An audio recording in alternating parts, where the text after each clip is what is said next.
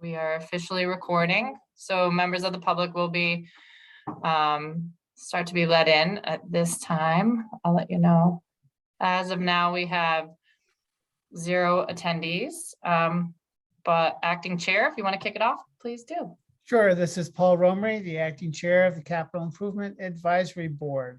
I'd like to welcome everybody to this evening's meeting. It's the first of the new mayor's administration, so we look forward to this partnership with the mayor. As a preliminary, I'd like to advise the members, this meeting is recorded by video and audio in accordance with the state open meeting law pursuant to section 20 of chapter 20 of the Acts of 2021.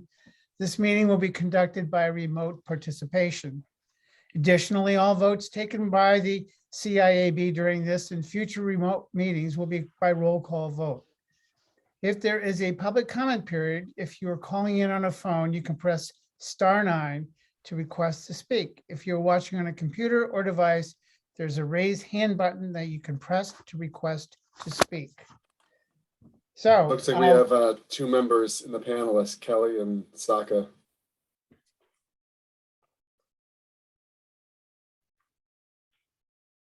So everybody just got muted. Oh, that was just me. Okay, So I see Kelly. I'm going to move Kelly into a panelist. And I'm going to assume, Joe, can you just raise your hand if that's Joe McKechnie? He might not know how to do it from there.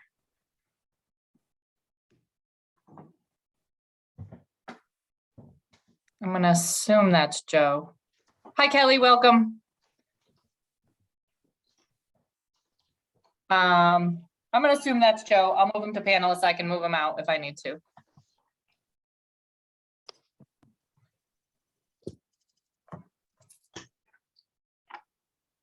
Jill, Yeah. I think Stephen Saka is basically at the same status as Chris McCarthy was last night.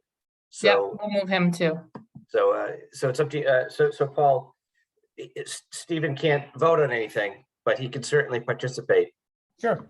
Okay. It's up to you guys, but we should bring him in since he's here. Why is this not working? Okay, so in comes Steve.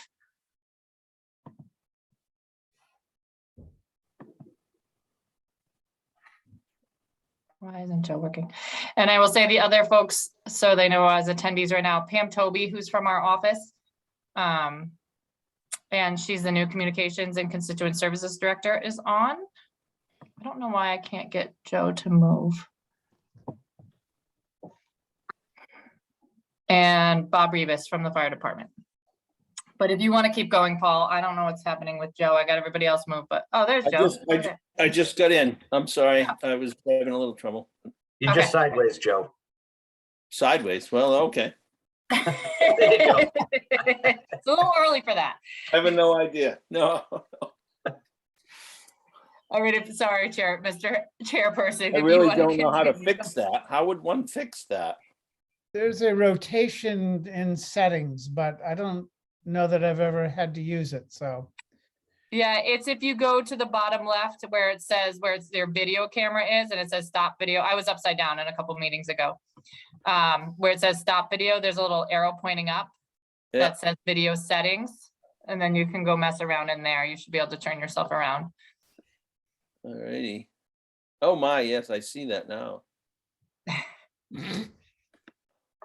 Well, now, there we There go. you go.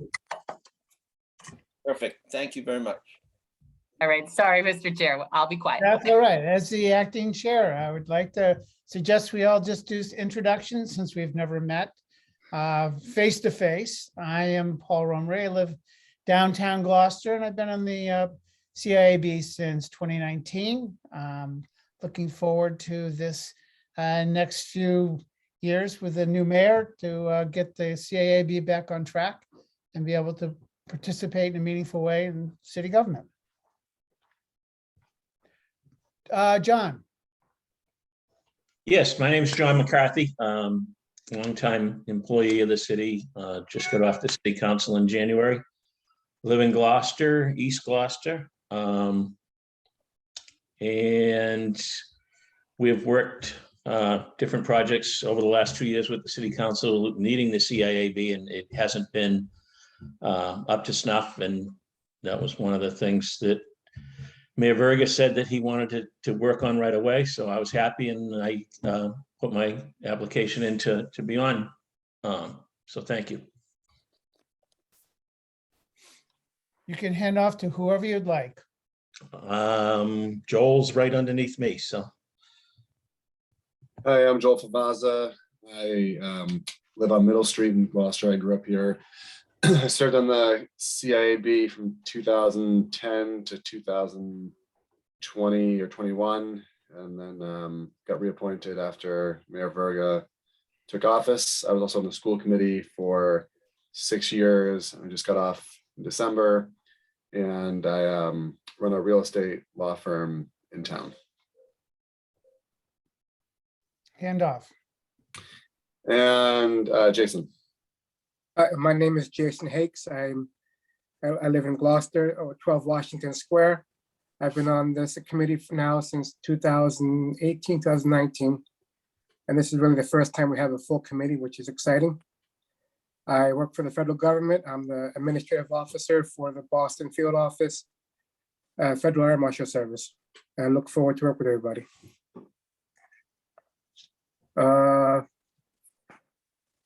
Who's left? Joseph. Joseph, I full-time resident of Gloucester, born and raised here. Been living here for 64 years with some tours around the world in a 24-year Coast Guard career, retired U.S. Coast Guard officer, and then 10 years with an international energy company. And I'm back in Gloucester now full-time. 2 kids raised in Gloucester Public Schools, graduated. One a nurse, one a professional chef down the Beauport Hotel. If you ever want to go down there, Jonathan's, he's the big guy down there now. So there you have it. And I'm fully retired and ready and willing and able to assist in this endeavor with this new committee. It is my first time serving in a civil service. So I may have some questions that may seem odd, but please bear with me. Thank you. I think Kelly and Stephen are left. Kelly, why don't you go next? I'll go. So my name's Kelly Brancleone. My background is that I'm a structural engineer. I practice in town. I have never served on a board, so this is new to me. But it's a good time in my life. My kids are getting a little bit older, so I look forward to working with everybody. Go. Okay, hello everyone. My name's Stephen Saka. I was living in East Gloucester until a few years ago, and now live downtown on Pleasant Street. My career has been in international public health management consulting, as well as academic administration at MIT for about 20 years. I've retired 4 years ago and have been working with Maritime Gloucester. I was on the board there for many years. Also work with Ken Reel on a couple of committees with the chamber. I'm a non-board member of the governance committee, as well as part of CAIC, Cape Ann Innovators Collaborative, which examines and brings community forums to people here with interesting topics around the world. So that's some of the things I've been doing. My work has not permitted me, due to travel and just the nature of it, to be involved in the city government, local government. But since, excuse me, I retired, that is an interest of mine, is to give back. I've been a summer resident from birth down on Briar Neck, and then my wife and I moved here full time in 2003. Thank you, Steve. I think the mayor and the fire chief and John Dunn can speak in turn as we go down the agenda, which leads us to a discussion of a vision for the committee. The ordinance that establishes the committee is fairly short, sweet, brief. Basically, it says we look at the 10-year capital improvement plan, which includes all major structures as well as major equipment purchases. And if you look back in history, there is some notable commentary back in 2008, 9, 10, 11, 12. from this committee, and then it's sort of been dormant since, called upon periodically to weigh in on this or that. But I think with this the membership, we have an opportunity to help at some difficult times ahead, as well as some great opportunities with the ARPA funding. And so I'm looking forward to this. As for a discussion about a vision for the committee, was the idea this would be sort of open-ended, or is this the mayor's chance to share his vision, please? Sure. I think it can be an open discussion, but I'll kick it off and let you know where I'm coming from. So first of all, after hearing all of you talk about your background, I mean, I've read your resumes, but sort of hearing it all back to back to back, I think the city is in pretty good hands with this group. I mean, your experiences in the professional lives and public services going to be very, very useful for us going forward. And as you indicated, Paul, the board has been a bit dormant. I would say underutilized is probably an understatement. One of the goals I had during the election was to recognize the importance of this board, to reconstitute it, and to actually call for what you guys are supposed to do, which is to advise on capital projects. So I'm very pleased that we do now have, with Steve's letter today, filling out the board with 7 members. It's an exciting time ahead. So the vision is that we will be looking for the board to do just what I indicated, to advise us. We are not going to be ignoring you. You know, you are an advisory board. The answer might be, thanks for your advice, we're going a different direction. But the fact is, we will be reaching out to you and looking for your input along the way. Other than the Chiefs project that's on the agenda today, some of the more short-term things we'll be looking for, which you alluded to again, Paul, was the ARPA funding. We are going to be starting some listening posts around the city in the coming weeks, and we'll be looking for members from CIAB as well as EDIC. We had the same discussion with their board at their first meeting a week or so ago. So we'd like to have members from your board and theirs to join us as we hear from the public about what is important to them and where we go from here as far as spending the ARPA funds. We have roughly $23 million, that's million with an M, in ARPA funding that we have to figure out what is the best way to spend that money. My philosophy on pretty much every decision I make is based on what does the most good for the most people. But I'm not going to be a committee of one that just in a vacuum is going to make that decision. So stay tuned. I'll be looking for you as you get to know each other, and as you eventually, maybe not this meeting, but a subsequent meeting, you'll need to vote a chair officially and a vice chair.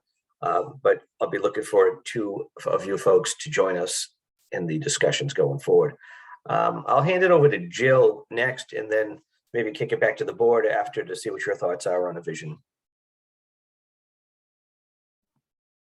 Thank you. No, so some of you, so Paul, Jason, and Joel to some extent worked with me as community development director with this board.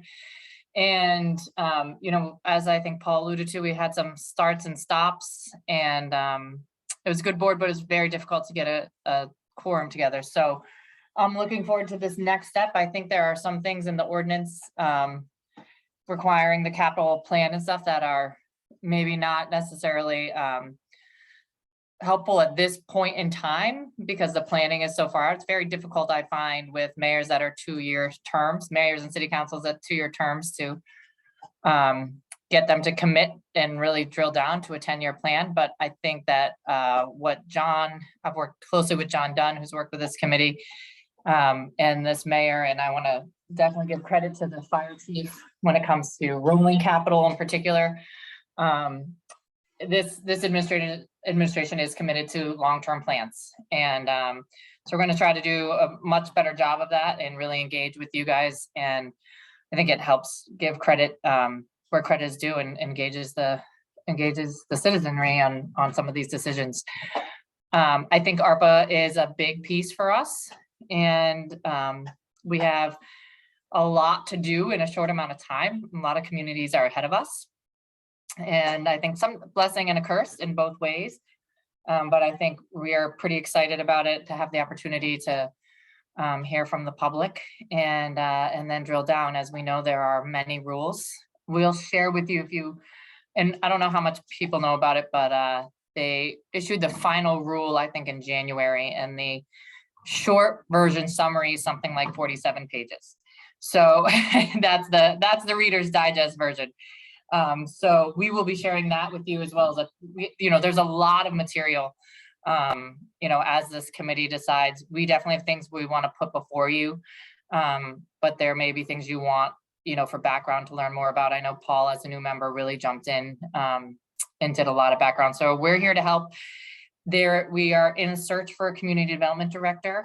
And while we go through that process, Greg Cadamatori is interim community development director, but he's got a lot on his plate in that role. So I'm going to stick with this committee for some time until we have a community development director in place.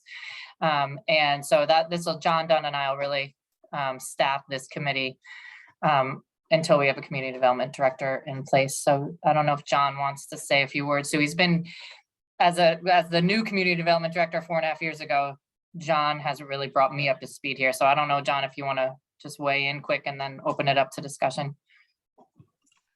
Yeah, thank you, Jill. So John Dunn, CFO, have been doing CFO work in 3 different cities for the past 25 years.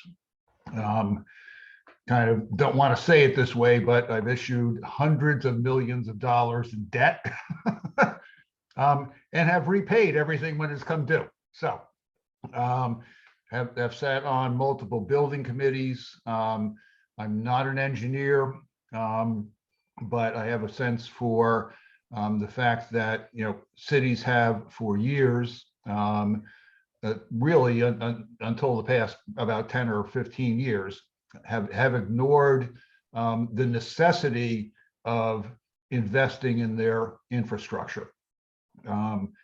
You own a house, you have to put a roof on it, and you have to replace that roof every 20, 25 years.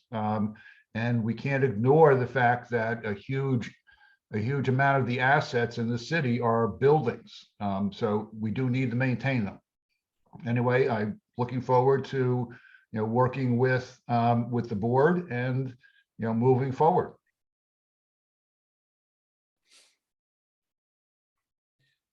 Thank you, John. I think one of the presentations that you made at the first meeting I attended on how we go about financing the annual capital outlay plan, sort of the parameters around that was very useful, and it may be something we want to share with committee members again in the near future. Just so how any of the capital expenditures fit into overall city finances is important background, important context for anything we look at and what the city has to work with.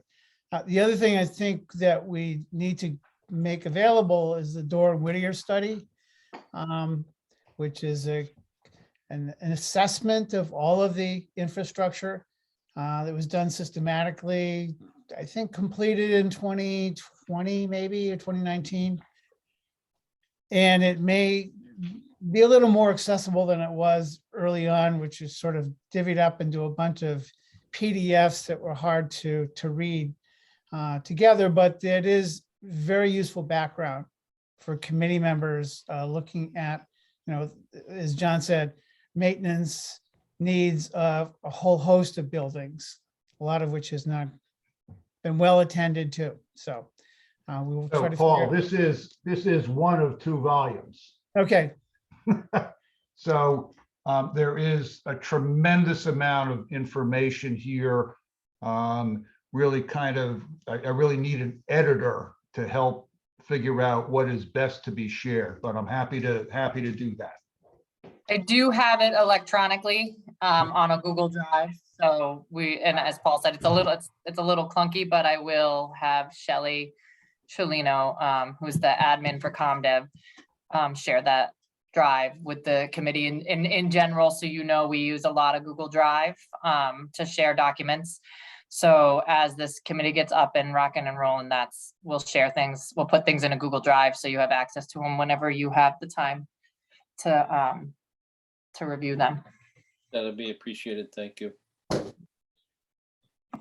Then I think the other thing, this is a question as much for Jill, is whether there is a sort of current updated capital improvement plan that the administration is working with, sort of as a guideline for what's on the table, what's been queued up, what's sitting in the bullpen, and what's not even in the ballpark. Yeah, that's appreciated, because I was worried we were gonna go piecemeal, and I don't want to do that. Yeah, so I do have, that's what I have, I think, on the agenda after the fire, the pumper trucks. So Fine. I wanted to have John catch up on that after, but I didn't want to keep the chief here too long. I also don't necessarily want him to know where on the list the fire station is, so we got to get him out of here. Wait a minute. Hold on now. I apologize for my lighting. I don't know why I look blue, by the way. I'm not actually blue. You're not oxygen deprived or anything, and No, I don't know what's happening. COVID. So I was thinking, if it's okay with you, chairperson, we Really? would go through the chief. So the chief's fire truck request is timely. We wouldn't normally put something in front of this committee quite so hastily. Those who followed the previous city council and administration and CIAB work, there was a request for a harbor master boat. Councillor John McCarthy pushed very hard for the process to be followed, and it was related to CIAB and really asking for them to weigh in. There was some complications regarding scheduling a meeting. So when Chief Smith, who's actually been asking for this truck, I believe, as long as they've been asking for the boat, if not longer, trucks, plural. I said, oh, we want to do it right. We want to go through CIAB. So we told them we'd put them in front of you at the first one. I hope Shelley emailed all of you some background information. I know it's a little last minute. Sorry, the dog is. So anyway, if that's okay with you, Mr. Chair, or if there's any further discussion on the other stuff, when you're ready, we can move to Chief Smith, and then we'll do the other part you asked for. Chief, go for it. All right, good evening. So glad to be here. It's been almost 10 years since the last time I sat there, and Joel was there at the time, and it was on a productive move, and apparatus were one of those things that was supposed to be on it, and it just, as oftentimes in government, it sort of got sidelined with other issues that were more pressing. But thanks to the mayor, I'm really glad to see that this process is being followed. Our apparatus are incredibly expensive, and it's only getting worse. Literally on a quarterly basis, they're increasing prices. They just hit us with a price increase during this process of getting this forward, and they've warned me that there's another one coming in May. So time is of the essence, or we're going to pay a little bit more for the same exact truck that's sitting, well, trucks plural, that's sitting before us. So I don't know if you happen to get the scan of several documents that I sent, and if not, I can share my screen if that's easier. It's up to you, Paul, however you want me to do it. I think it's helpful just to have it up on the screen, so we're all looking at the computer and not down at paper, if that's okay with you. But yes, I do have them, and I assume everyone does. Yeah, I have them as well. Chief, I just need to make all panelists able to share. You should be able to. All right. Let me know how that works. So that is, all right, screen. I've never done this on Zoom before, so we'll see if I can sort it out. All right. Are you seeing that? There you go. Yep. Excellent. So on your screen, what you're seeing is several different documents that are kind of, put together in one scan to make it a little bit easier to go through. So our capital funding request from the fire department currently is for engine 3, engine 4, and respectively, that's the Bayview engine and the Magnolia engine, as well as Rescue 3, which is our fourth line piece for ambulances. So we run 2 ambulances frontline, and we keep 2 in reserve. And so this is the second reserve truck, or our fourth line truck. Frequently throughout the summer months and during other events, we're standing up, and significant weather events, storms and whatnot, we will stand up 3 trucks.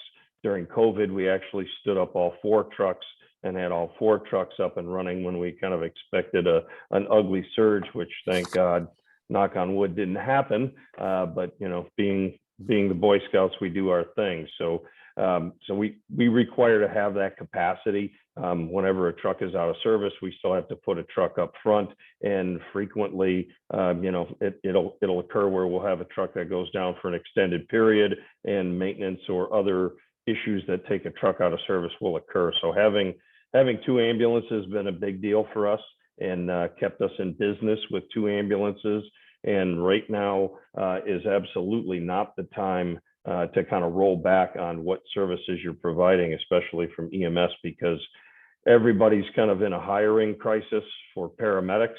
So, getting a private ambulance to come and cover us, even though we have Beauport in town, John and his company do a really good job being our primary backup ambulance.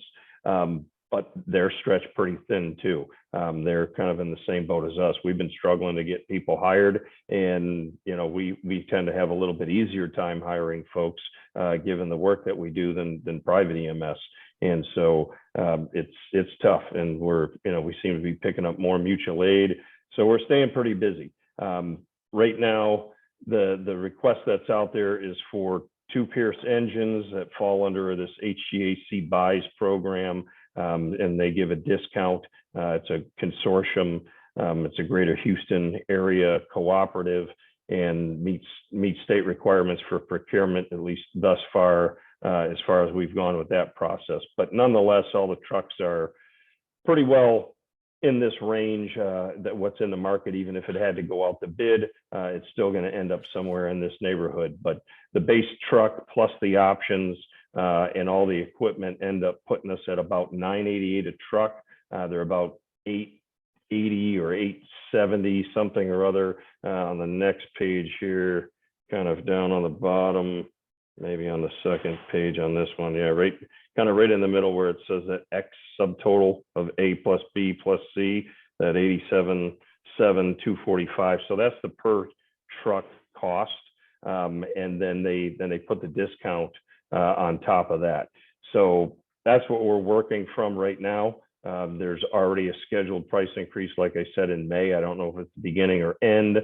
Our rep has already said that they'll honor this pricing, but we need to get moving and secure a contract with them fairly quickly. So we'll see what they will do on that. But they're not the factory. They're just the local regional rep and sales point. So they don't control that 100%. So the total for 2 pumps that we're looking at is, an outrageous number of $1,976,000. The discount brings that down to 1.837. In addition, like I said, the 1 ambulance that we need to replace is at about 405. And the insane part of this is this is an identical spec to the truck that we bought with a federal grant that we won, I think about 3 years ago. Was it 3 years ago, John? In any case, the truck that we got then ran us 352. This thing is up to 405, and it actually has a little bit less on it. We're going to transfer the stretcher loading system and stretcher, which are about a $40,000 piece of equipment, from the current vehicle, because these things that we bought 3, maybe 4 years ago, when we bought them, we got them with the 7-year warranties and the whole bit under that federal grant program. So the unit is used, it's still in good shape. So we're going to transfer that over to save some money. But you're talking, to compare apples to apples in pricing, 4 years ago, we spent $352 and we got the stretcher with it. Now we're $405 and we're transferring this $40,000 piece of equipment over. So we're almost $100,000 more, almost a third more, right, for the same truck in 3 years. So pricing is insane. Talking to their sales reps, these folks have no idea where it ends, how soon it ends, but it seems like every 3-4 months, all the reps that I've been dealing with on this stuff are warning us that, hey, they're talking about another price increase. I'm like, you guys are killing me. We need to get this done. And every time you throw another wrench into it, it just kind of makes us stumble a little more. So trying to look forward and plan ahead. Hopefully we'll get these in time before there's more increases and I can kind of hold their feet to the fire. But in grand total, a loan order or whatever method John, decides that he wants to finance this through or pay for it through, comes to about the 229, the 2,292,000 that you see there, or about 2.3 million. So it's a significant amount of money. Obviously, this is exactly why the board is here, is to look at these high dollar, costs. Our equipment is probably the most expensive rolling stock equipment, and then second to us would probably be the DPW with vectors and lifts and so forth. But it's outrageous. It truly is. But it's one of those things that it's very obvious that it's been coming. We know it's been coming. Those are just the bids and quotes.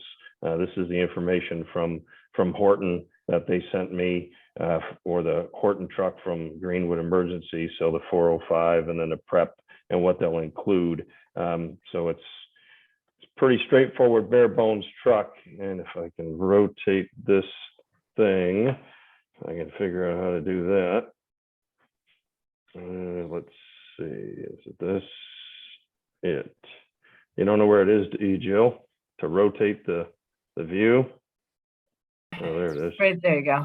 There we go. So, let's see. So in this spreadsheet, just real quick, it may be helpful if you look down the margin where you see the whatever number slash whatever number. So 7/3 for that first chunk of vehicles that are all listed as cars 1 through 6, 4 and 4 and 4 on the other vehicles. So those are frontline service amount of time and then reserve service amount of time. And the schedule, and I've had this document with almost no modifications since about 6 months after I walked in the door back in 2012. And so this may be familiar to Joel, actually, but this is a pretty conservative replacement schedule. We're on the coast, we got the salt air. Obviously, we dump a ton of salt on our roads all winter long. And so it eats everything. And I've got an awesome master mechanic, civilian mechanic that does unbelievable work with keeping these trucks on the road, but they can only go so long and so far until they're just worn out. And, we don't put an incredible amount of hours or mileage on these vehicles, even though they stay busy, but the time and that kind of high severe duty use, start them and run them out the door, takes its toll. So right now, what we're looking at replacing are the things that you see in red. So Squad 3, which is, fairly old truck. It's a 2009.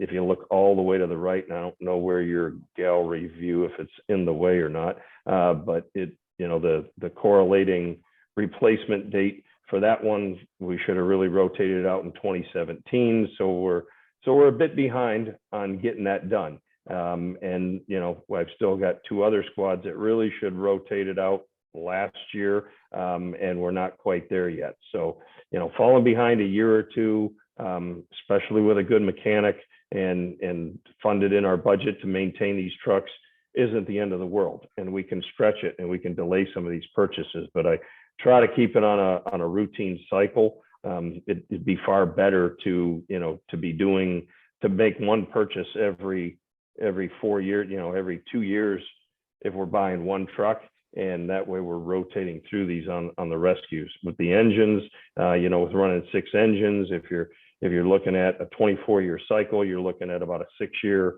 purchase cycle for the engines.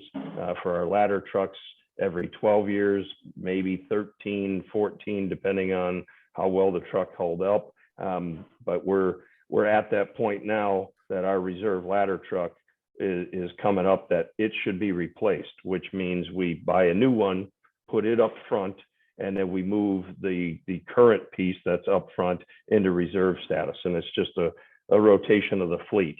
The things that you see in yellow are vehicles that we actually already have on order.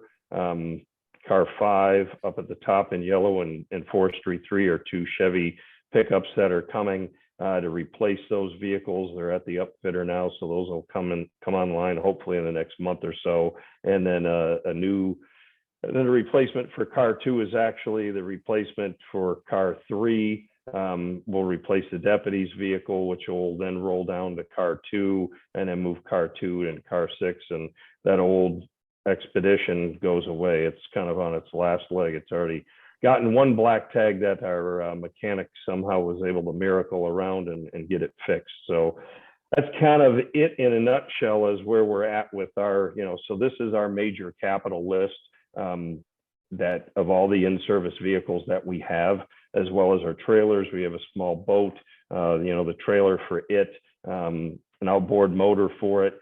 So, and then the high water, that HW1 that you see on there, kind of middle of the screen, just below the yellow Forestry 3, that's actually a surplus vehicle from the military. So we don't technically own it, and the state can call it back anytime they need it, either temporarily or permanently. But we have custody of it and care of it, and it didn't cost us anything to get it. And it's that big truck that's parked outside of West Gloucester. So if you're interested in taking a look at it, it kind of serves a pretty good purpose. It's the same vehicle that they typically will send out to us, when we get the National Guard out for big storms. So now we don't need to do that. We don't have to ask for that asset, which when that asset would come, that means we'd have 2 to 4 personnel to try to house and feed on top of dealing with our own staff. So this is kind of made it a little bit easier on all of us. But that's kind of it in a nutshell on where we're at with the trucks. So the trucks we intend to replace, those that are really the reserve pieces, engines 5 and 6, and these new trucks would rotate likely into Bayview or Magnolia, but we may end up actually rotating them into headquarters in West Gloucester, where they do more mileage, and then move those trucks that are still in really good shape out to Bayview and Magnolia, where they do a bit less. So it'll depend a lot on the mechanic and kind of some of the mechanical decisions and advice that he has for us based on his records. He's keeping all the mileage. He can kind of tune me in a little bit on where it's better served and where we can extend the life of a truck a little bit better. So John does a great job for us. So, and with that, I will entertain any questions you have on the fleet and these 3 trucks in particular.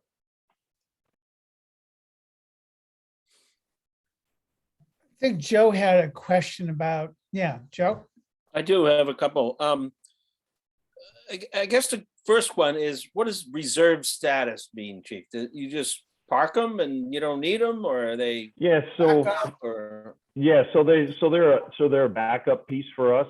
So we consider a truck to be either frontline or primary service or reserve service. So it's basically your spare, it's your backup. So when engine 1 at headquarters goes down for mechanical, which unfortunately it's at the dealer now with an engine issue, we've got engine 5 up front in its place. If we have another truck go down, then I have engine 6 to stand up in its place. And so when I first got here, we had 1 spare truck and numerous trucks that were not in the greatest of repair. We've since beat up the one manufacturer pretty good and got a bunch of work done on them on their dime. That's kind of extended their life and stretched us out to where we're at now. But they weren't the greatest trucks when we got them, quite honestly. And so the Pierces have held up really well. The Suttons that we have, not so much. And those would end up going into that reserve status. So they're on standby if we need them. They're available. If we have a multiple alarm fire, then our callback personnel staff those trucks to either lend more assistance at the scene if it's needed, but more often those trucks end up going in service and staying in the stations to cover all the rest of the calls, because the calls for everything else don't end. So we'll stand up our reserve trucks that we have, fully equipped and ready to go, so we can continue to serve the rest of the community that now is basically uncovered once those folks get back onto duty.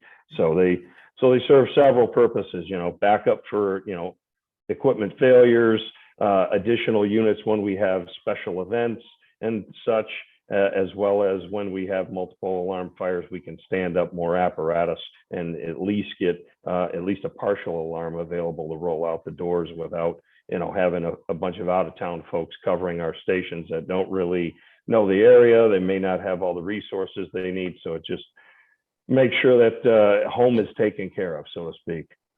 Yeah, you touched on it a bit, because I was wondering if reserve and mutual aid were one and the same. Yeah, so mutual aid is anytime we either run out of apparatus because we're strewn about the city on numerous routine calls, or if we have a major event that is overwhelming the number of resources we have. So we can put together just about a second alarm on a fire with our own resources, but that leaves nothing left in any of our stations, right? So we're running 4 engines, 3 of those only are staffed typically with 2 people. Maybe on a good day when there's no vacations and we're not in a hiring crunch where we are now, where we can't get, spots filled, then we'd have those folks on there. But typically, if we get a working fire, and especially if we're into a second alarm, we've exhausted all of our resources and we're pulling in Rockport, Manchester, and Essex almost immediately. So they come in on a second for us and provide station coverage as well as one of their units to the scene on a second. And so it's pretty routine for us to staff our own trucks, and given our proximity to other communities and the time it takes and the number of folks that we have that are on the job here that live in town, we're not a call department, but in those circumstances, it almost functions like that in standing equipment back up and getting assets and folks available for that next call. Because the EMS calls and accidents and things don't stop just because we've got everybody on duty tied up at a fire. So it's just, otherwise those folks are waiting 20 minutes to get somebody in here, from Essex. And Rockport doesn't provide ALS service. Essex doesn't provide advanced life support service. Manchester does, which is awesome, and they do a great job back and forth with us. But beyond that, then we're at the mercy of waiting on private ambulances from way out of town. And on our last go round to get our contract established again for our first backup ambulance, the only company that put in for that was John over at Beauport. There was not one other private ambulance company that even showed interest, because everybody is stretched that thin right now. They just can't commit trucks that far out of their typical response area. And, you got Action and whatnot that are right in the area, really, in Ipswich and over in Beverly, and they didn't even put in. So it's a little telling as to how the industry and employment is going right now. It's not the best of times for folks to try to keep and maintain employees and staffing levels. It's pretty tough. Well understood. Yeah. I just wonder if other townships, if you will, are relying on us to have this great new equipment so they can expect mutual aid from our reserve pieces of equipment. Yeah, no, we actually don't have what I would consider like abuse of mutual aid, if you will. It's pretty mutual, quite honestly. I mean, we run at a higher, run volume and tempo than those around us, and so we call them almost as much as they call us for assistance.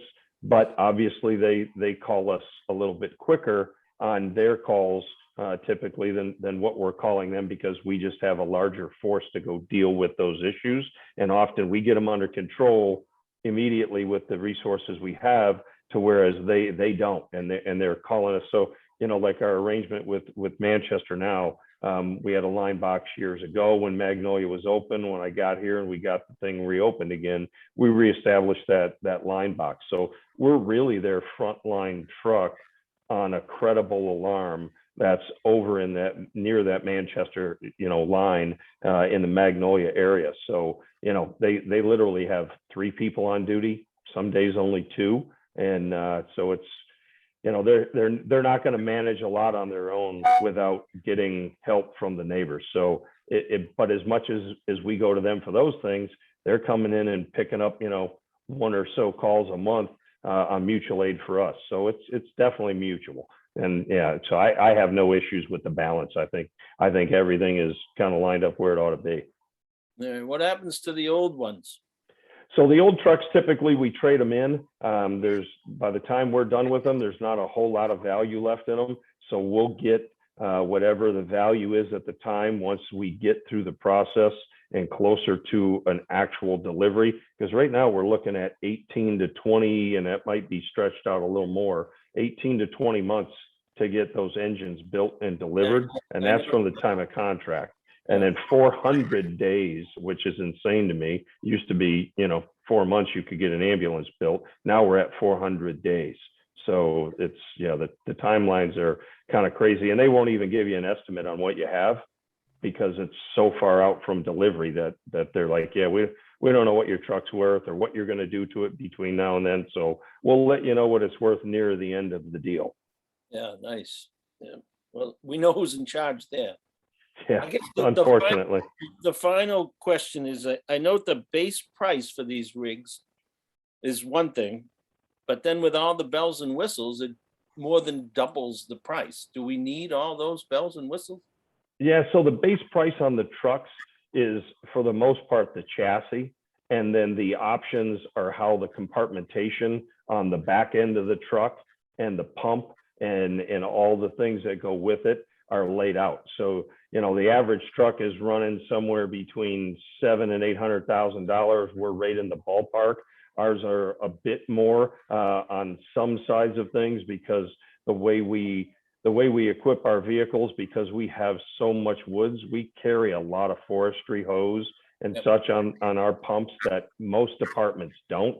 So we have additional compartmentation up on the top that gets pretty pricey because it's basically, these trucks they're all custom work, right? But this is more work on top of the standard truck. So when you look at a lot of trucks like in Beverly and folks out of town that have far less wooded areas than we do, they're not carrying forestry hose on their frontline trucks. They're dependent on just a small forestry truck to bring what they need, or a few bundles on the truck. Where we're literally carrying 1,000 feet of forestry hose on our trucks because we're getting deep into the woods.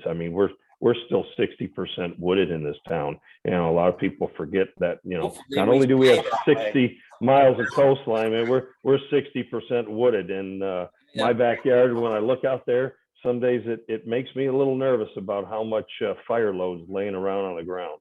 Oh, believe me, I push back the brush around my house all the time. So agreed. Okay, thank you. Yep.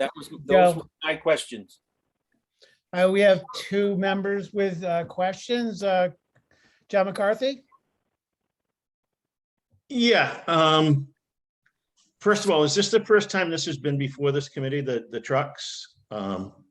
Chief? For these specific trucks, it is. This request is, I think I'm on my 4th year for this. We've tried for 3 grant cycles with the feds to get them to approve a pumper, at least one, and dealing with our rep who actually just recently retired. He said, hey, listen, it was a good shot, but throw in the towel. Your fleet is just not in age-wise compared to rural America, what you need. He said, you got lucky with the squads because you guys had a couple really old trucks and there wasn't a lot of applicants. So you kind of put in that application at the perfect timing and got lucky, quite frankly. He goes, you guys you got some trucks that need to go and they're getting old, but he goes, you go out anywhere in, a volunteer America, and they're driving 1970s and 80s trucks around that shouldn't be on the road. So the federal government's not going to fund you for that. I'm like, okay, fine. I'll go back to the city because, we basically ran that rope and he made it very clear that it's just not going to happen. Okay, getting back to the original question on this committee, and my vision is that, these things are presented a little bit further out in advance and allowing the committee. I know this may not be, this may be a unique circumstance where this committee hasn't had the membership, but we're talking a $2,300,000 loan order here.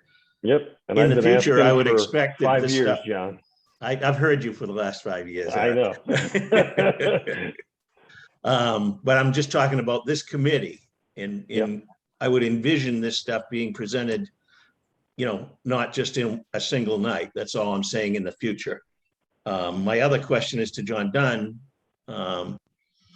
John, quickly, how are we going to pay for this? Is this going to be a loan order? And I know you came before us, Budget and Finance, last year and said you were comfortable with the city borrowing, somewhere in the area of $5 million a year.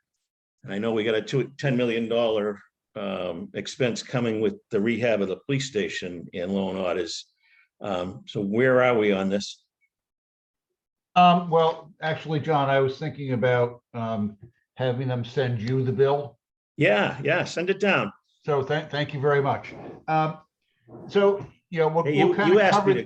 you asked me to consider this committee, John, so. We'll kind of cover that in a little bit at the end, but yeah, so I'm looking at the totality of what the city has to purchase.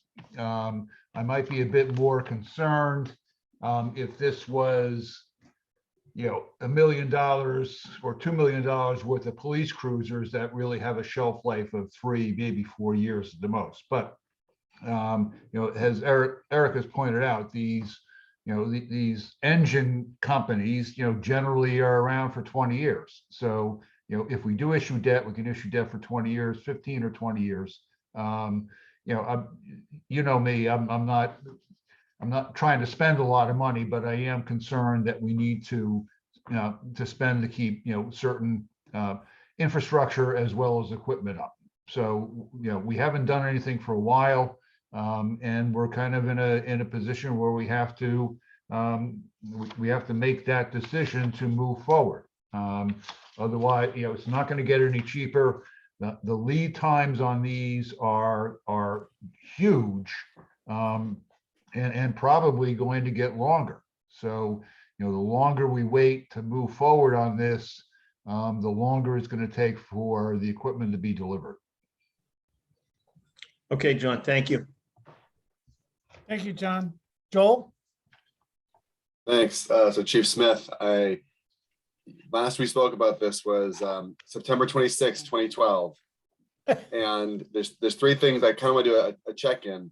I want to start off just to the board. We should talk about this after we let the chief go, but kind of do what John was saying, John McCarthy was saying. I feel like if this board takes any action tonight with a recommendation one way or the other, we're already showing that we're missing our charge here, right? This is brought to us in a vacuum. I think it's very useful for us to listen to the chief, because our job is to understand everything that's going on, so that when someone like the fire chief says, hey, I need $2.3 million for vehicles, we're able to responsibly balance that against, okay, what does the DPW need this year? What do the schools need this year? What does building department need, et cetera, right? So, we can discuss this after the chief leaves, but I don't think that we should be putting our thumb on the scale for this one, because it just shows that we're operating in a vacuum, which is kind of not our charge, right? But that said, the education we're receiving tonight is really valuable. And so to Chief Smith, there's 3 things I kind of want to follow up on last time we talked about this. So back then, you said we had 3 operational trucks, what we called one marginal, one was new in 2011, one was refurbished 98, and then you said there was 2 twin 2005 pumpers that were bad when we bought them and are worse now.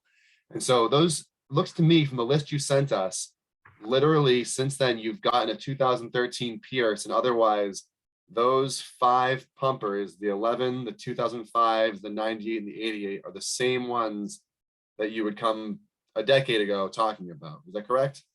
All except for the 88. So we bought that 88 truck because somebody, I forget even what town it was.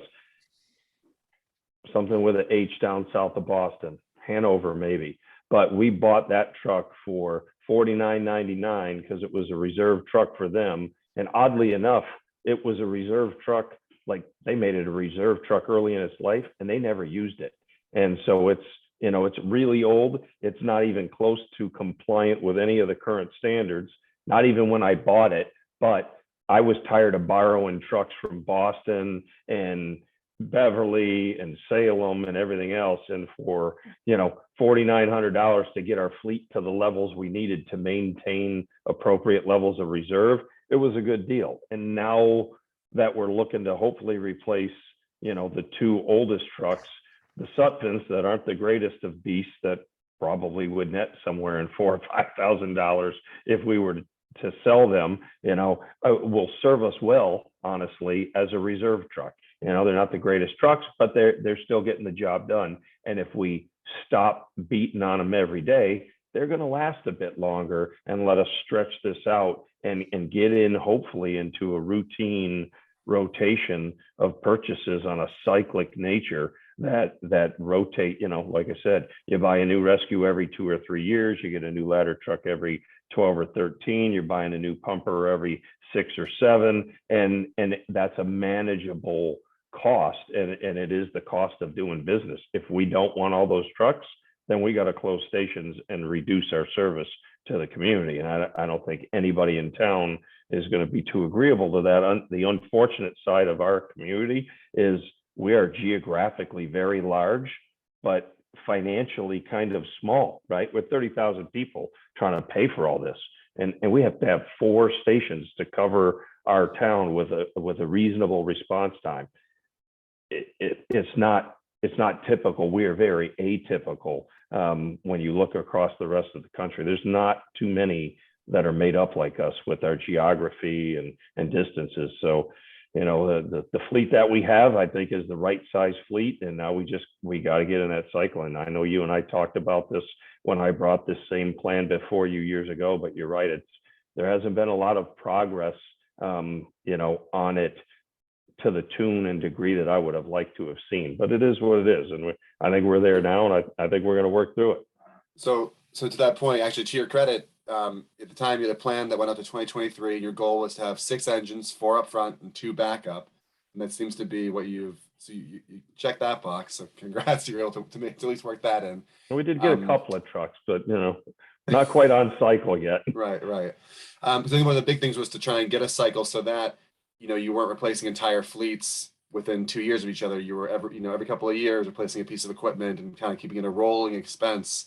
And so it sounds like, you know, despite the fact that things didn't go as well as one would have hoped, that you've kind of gotten closer to that cycle. The other question I have as far as checking in, so in 2011, you had in 2012 when we met, you had a brand new ladder truck, which I believe is the primary ladder you still have, and you were looking for a backup ladder, and that must be the 99 that you bought since then. Is that correct?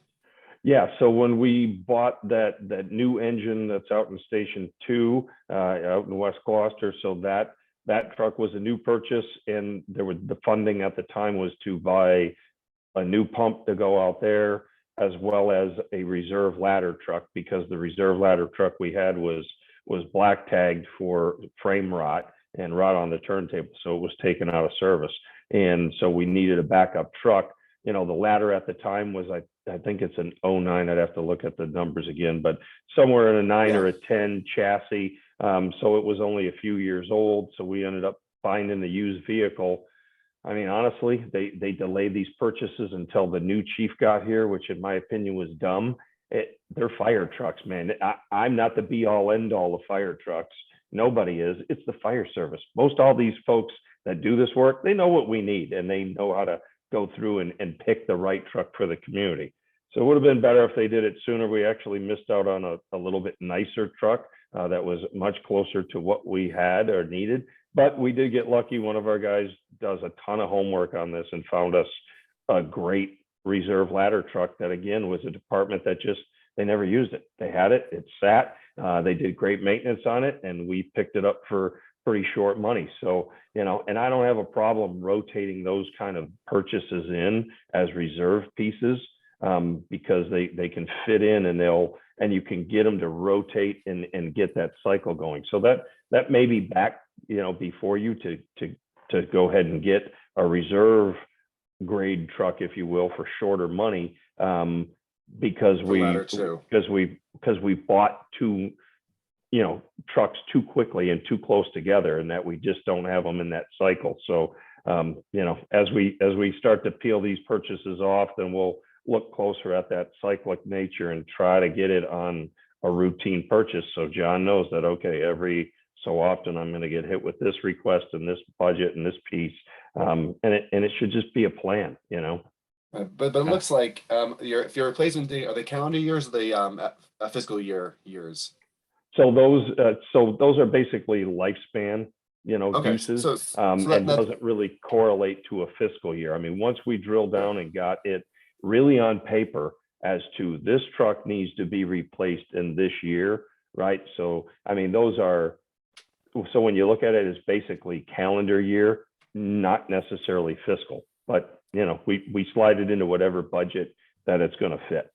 So what I'm saying is, it looks like, again, just, you know, because when you came here a decade ago, you were like, basically all but one of our engines need to be replaced. I know we can't do that. I'm gonna try and get it's cyclical. It sounds like you need 2 in 22. You'll need another 2 in 25, and then, you know, it's another, you know, it's a little while out before those other ones come offline again. But it sounds like you've at least gotten some space built into. Yeah, and the next purchase, I would want to try to break up again if possible, and look at, you know, what is the current status in repair of those trucks. You know, can we stretch one of them a little bit more to break up those purchases so we're not hammering the budget with, you know, a $2.3 million purchase for a couple of fire trucks at the same time, unless that fits better into the fiscal planning. That it's like, no, do it now, because 2 years from now we got another thing coming. But that's your guys' problem, really. I just throw at you what my problems are. Well, I appreciate the update. That's been good perspective. Thank you. Yeah, no problem. Any other members with questions for the chief? So I had 2 real quick questions and their background, and I don't want to prolong this for your benefit, so you can get out of here, but I did see that the most expensive of the options was an upgrade to what looks like another model from the Enforcer to an Arrow. And I just was curious, what does that gain you? Yeah, so on that, the reality is we may end up with the Enforcer chassis. So that would be a new chassis to us. We've been using the Arrow XT. So the advantage with the Arrow XT really comes down to its width, right? It is the narrowest truck in the Pierce lineup for this size vehicle. And obviously narrow is good for us. If any of you have been to fire headquarters, it's pretty tight getting those trucks in and out. That Enforcer is actually 1 3/4 inches wider, and 1 3/4 inches doesn't sound like much, but it is when you're almost rubbing the mirrors on both sides every time you're coming and going, pulling in and out of those stations with those trucks. So, you know, and John can attest to this as police chief, as folks have unfortunately back when he owned all of them, have written many a report on fire trucks that have whacked a mailbox or clipped a mirror. And it's just the nature of a small town, and especially in New England, and the streets that we all know and love, compared to, you know, modern fire apparatus. I mean, honestly, I seriously considered looking at the stuff that they're running around in Europe and looked into it, but like Rosenbauer and all those manufacturers that make those narrower trucks, and hell, we'd look like England, but getting service and maintenance on those things and parts, it just turns into a nightmare. It's hard enough with the stuff we have. My mechanic is like, "Are you out of your mind?" No, just no. I'm like, okay, fine. We'll stick with good old American brands, but they're huge, and our streets are little. It's a bad combination. Thank you. That's helpful. The other question is there such a thing as a refurb option? I mean, I look at what the T does, which may not be the best model for maintenance. Yeah, no, so You know, they do that with there engines. is, yeah, so our Engine 5 that's on our sheet now, it was a refurb truck. And so that's what I'm looking at. And when I talk about stretching out a purchase, Okay. or doing optional things, that we might be able to do things like that with the trucks that we have. So the 2 Sutphens, the 05s, they're junk. I wouldn't put any money into those on a refurb. I mean, we literally peeled $40,000 out of the manufacturer for each of those trucks to fix a bunch of stuff that was just totally wrong. And this is when I got here. They were bought in 05, and I didn't get here till 12. And I didn't beat them up until, 2013, and they were just like, fine, go away, take some money and fix them. But I would never buy another one of those trucks, quite honestly. But the Pierces that we have, that's the truck that was refurbed already by this department. I've done a couple of refurbs in the department I was at before.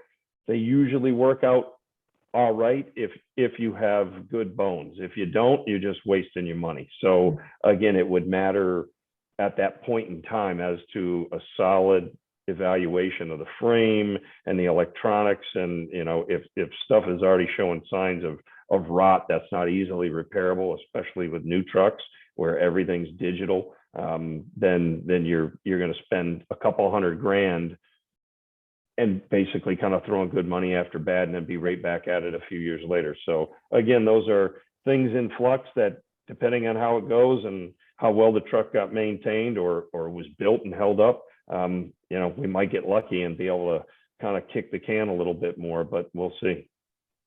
And finally, you mentioned you're going with a cooperative down in Houston.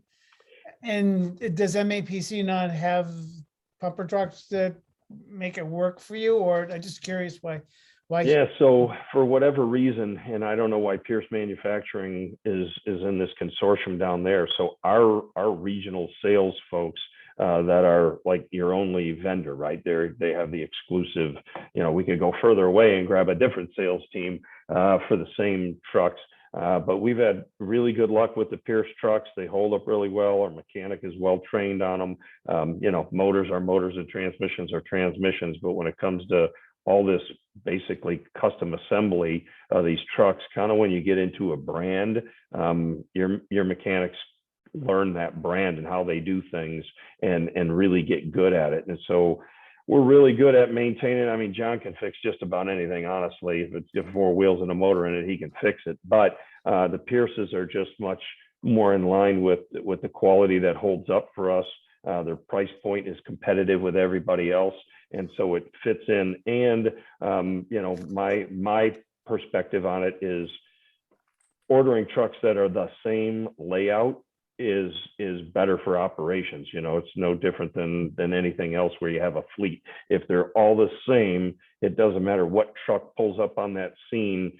Folks go to the same compartment to get the same tools quickly and efficiently. We know what we're carrying on it. Every truck carries the same stuff because they can, right? They have the same layout. Right now, our Sutphens can't carry what our Pierces do, and neither do either of our 2 reserves that are old school style pumpers that have, ladder racks on the side versus loading in the rear and don't have any high side, right side compartments. So there's a vast difference.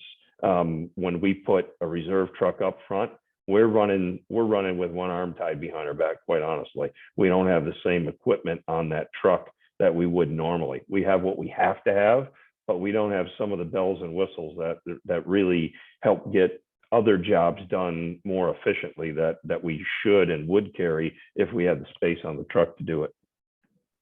Thank you. That's helpful. Yep.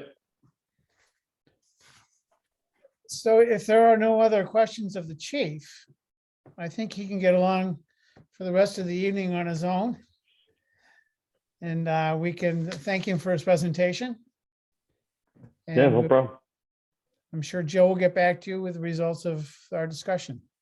Yeah, she's Thank gonna tell me, you. listen, you talk too much. Yeah, I know. I was gonna say, now you guys know how he gets what he wants. Remember where he said he Yeah. beat those guys up? Yeah. And we'll be All right. inviting you back in 10 years, right? Yeah, For yeah. that reason. There's a reason he Painful, goes every 10 painful years. memories for John. But anyway, if you guys need anything, just reach out. We do update that spreadsheet. So if you want, that to routinely kind of get to you every 6 months or a quarter to see if status has changed on the truck, if it's gotten worse or what have you, I can get that to you through Jill or whatever works for you. But that's a living, breathing spreadsheet that we keep on the status of our stuff. Thank you. Thanks All for right, the no offer. problem. Thank Right, you. have a great night. He's led this discussion, and he's led his colleagues in Harbor Master Police, DPW in keeping, and I just observing from the community development perspective, I mean, keeping everyone honest and keeping this rolling capital discussion at the forefront, even though it wasn't brought to you guys. So thank you, Chief, for that. Thanks. Have a great night. Good Night. to see you, chief. I see you. And if I may, Paul, I just want to acknowledge what both John and Joel said. I think tonight for us bringing this to you was less about, I understand if the committee's not prepared to make a recommendation. I think that's an important part to remember is it's advisory, so it's at a recommendation of this committee or not or not. I understand if you're not prepared to take action, but we wanted to get, we want to start to honor the process, which is really important to the mayor. And two, I think we wanted to get the ball rolling with this committee at kind of what the big picture looks like. And the chief is certainly the most prepared to have that conversation when it comes to rolling capital. So if there's no action to be taken from this committee, that's understandable. We obviously have to make decision based on changing in prices and timing. So that the mayor may choose to move forward with this without a recommendation, but we do respect both the opinion of that John and Joel both shared, but thought it was a good starting point on this topic.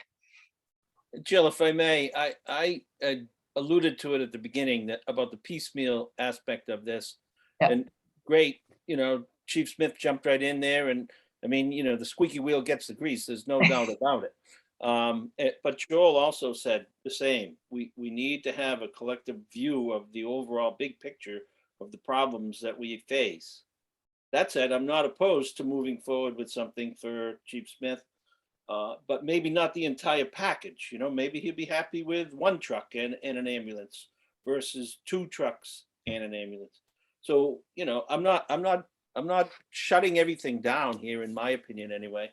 But I think we need to have a good look at the big picture and who else is coming behind Chief Smith asking for capital improvements. Yeah, I think. I don't know who that is, Yeah, so I think, Mayor, for 1 second, I think the answer to your question in the capital plan, I think the chief has been pushing his colleagues to put that together. So in the coming meetings, we'll have the larger plan to look at. But timing wise, Joel said he's been asking for 10 years, so we thought we'd bring him to you first. And I think the conversation we have next with John will help give you some sense of the bigger picture outside of capital also and kind of the funding. So a lot of this is just to give you a lot. We're giving you a lot to chew on tonight, for sure. Thank you. Mayor? Yeah, so to Jill's point, so we this administration inherited a lot of things, we know systems, yes, the way of doing things, initiatives, et cetera, and we are trying our best to make sure going forward things are done by the book.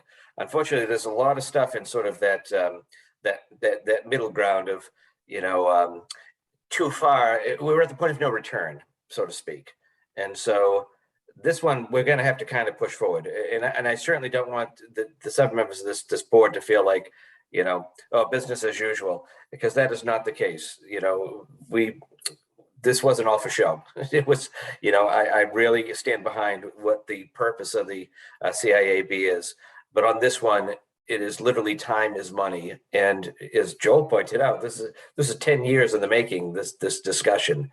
And unfortunately, things weren't done by the book over the last several years. And going forward, it will be. This one is going to sort of be one of those, I guess what to call it, one of those mulligan items that is just, we're going to need to, it's a necessity that we have to go forward with this. But we are, the goal is to have that big picture. There are a lot of moving parts. We've inherited the project at the police station. There's potential for a project at City Hall. We've got these fire apparatus. So there's so many balls in the air. We do want to make sure we iron them out and make sure it's done in a more orderly fashion. So, so please, if we do go forward with this, don't think that it was an effort, an attempt to snub the importance of this committee. As I said, Mr. Mayor, I'm not opposed, but maybe we look at 66% approval versus 100% approval, and then look at the bigger picture. I don't know. Does he need two? My question. They're reserve trucks. So give them one new one and one new ambulance and we move forward, and maybe next year we get another new pumper. Just Hold that thought, something Joe. to consider. Joel has a question or a comment. Yeah, no, so the two things, one to what the mayor just said, I certainly wasn't advocating that any non-action on our part should be perceived by the council or the administration as our not recommending. It would literally be us just saying, hey, we heard a presentation. We currently lack the comprehensive understanding of the city's finances to provide a more educated view on this. We defer to the administration to make the right choice, right? Just kind of, leave it at that. To what Joe just said, it's the same thing, right? Who are we to say, well, we're okay with one truck versus two, or 0 trucks versus 2, or we're okay with 2. We just, we don't know what makes sense. And so I think it's presumptuous of us to even try and hack into what Chief Smith is asking, saying, well, we're not sure we can support 2, maybe we can support 1. Based on what, right? We don't know what else is out there. And so I just feel like if we're going to do, I think we shouldn't do anything. I certainly would not want to start, parsing what's been put in front of us, because that again requires a level of information and understanding I don't think we have right now. But that's, again, I'm just one guy. Steve? Yeah, thanks. Just a question I have for the mayor or Jill. Understanding the urgency of this particular situation and that we're an advisory board, but are there other equally important things that have been waiting 10 years that we're also going to be faced with in a way? Because the one-off, this is as we reestablish the committee, the board, I can see how there has to be some catch-up, but are we going to run into this in another 2 months where we have an exceptional expenditure situation with a timeline for price increases and enforcing some pressure? I mean, I understand the situation now. I can't believe it's been 10 years that he's been asking for this, but that's the way it is. But just what else? And again, as a new member, I don't know what else is in the docket, so on deck. Thank you. So, well, I think, so I do think after a couple more questions, when we get to John Dunn's presentation, that'll help you understand a little bit what's on the docket. The question, when it comes to rolling capital, I don't know that I fully know the answer to that question, because it's an exercise that wasn't supported by the previous administration. Like I said, the chief's been kind of stomping his feet and waving his hands about it. I do believe the harbor master, has a good plan. They're probably out there, but we don't know. And again, his, in a similar fashion, this boat proposal last year kind of just came forward. And then as we learn more about it, I think he'd probably been asking for a long time too, but it just became an urgent at the last minute. So we're working through that, particularly related to rolling capital. I think we have a much better sense when it comes to vertical capital, when it comes to buildings, because we did do that plan. I had the pleasure of actually sitting with every department head in their building and going through their plan with that giant binder, 2 binders that John sent. So I think we have a better sense when it comes to buildings than we do to rolling, but we are trying to wrap our hands around both. And what John has will kind of lay out for you a sense of what we've know is out there. And then the other piece of it is, of course, there's always emergencies and life, right? So there's always that piece. But I think we're wrapping our hands, and I really do believe the guys, and I probably know less about the police end of it. John can probably weigh in. I think the heads of those departments with the big expenditures have the plans. I just think nobody asked them for them before, so we hope to wrap our arms around that and get that to you. I don't think John Dunn probably knows more than I do, because they've been asking him for money for a lot longer than they've been asking me. So John, I don't know if you want to weigh in on that. Or is it a good time to switch to John's presentation? That works for me. John McCarthy's hand is up. I don't know if you want to go there. I'm first. sorry, John. My bad. John McCarthy? Yes, just getting back to what Joel just said. This may be one we have to put in the hands of the administration, but my vision for this committee going forward is to be independent in coming to a conclusion on making an advisory, it's an advisory committee, but to make an independent decision on what we want to advise the administration and the council and the citizens going forward. And whether it's taken or not, that's the reason it's an advisory board. However, I've seen in the past, and I don't want to point any fingers, but this board, and it might predate anybody that's on it, that the administration kind of ran this board. And I don't think that's the reason for this board. I think it's to get an independent evaluation and to let us do our homework and to make, our recommendation to the administration and to the city council and to the public. And that's all I really wanted to say at this time. But I mean, I do understand dollars and cents. And if this has to be something that we don't vote on and we don't do, we will have to leave it in the hands of the administration. Thank you, Chief. Joel? Thanks. So I that's an important distinction as far as, again, go back to kind of the vision for the committee, because the CIB, I think, has struggled with this in previous iterations, in that while the function of the CIAB is not to be a rubber stamp, it is not to be, a shield for an administration to make, unwise decisions.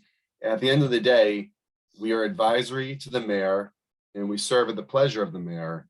And there is some, so the perfect example was, long time ago, right? When Fuller School was still an undecided thing, right? And I, in my personal life, was like, save the building, right? That was me, personal Joel. But when we got to the Capital Improvement Advisory Board, Mayor Kirk at the time said, I'm not keeping this building. What should we do, right? And we had members on the CIAB, who were like, well, we should recommend to the mayor that she, turn it back into a school, or that she turn it into whatever. And ironically enough, I had to, kind of say, well, listen, guys, like, that's not what the mayor isn't asking us, what should I do with Fuller? The mayor has decided I am getting rid of Fuller and is asking us, what should I do now that I've made this decision to get rid of Fuller? How do I go, with all the other needs the city has, what could this property be used for, right? And so it wasn't the CIAB's purpose to say, no, we think you're wrong to get rid of Fuller, even if some of us personally might have. Our job was to say, okay, the mayor has indicated a path for her administration, and we need to advise her, how to go about this. So again, if Mayor Verga, which I don't think he will, says, I'm closing down Bayview Fire Station, I need some advice as to what I should be doing, next. It's not on us to say, hey, our advice is don't shut down Bayview. We could, our advice is say, okay, the administration has made a decision and they're looking at us to kind of review, how do we advise the administration to be as, wise as possible in executing the decision they've made.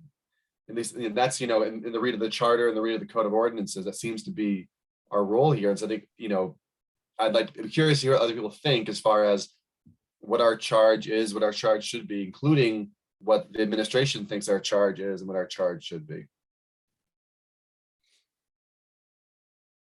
That is indeed a provocative question, because it puts us in the position of having to decide whether we are here to execute the decisions that have already been made, or to advise on how to execute decisions that are already made, or to also step back a bit and create some perspective and some maybe alternative options prior to those decisions. So it may depend on the nature of what we're talking about.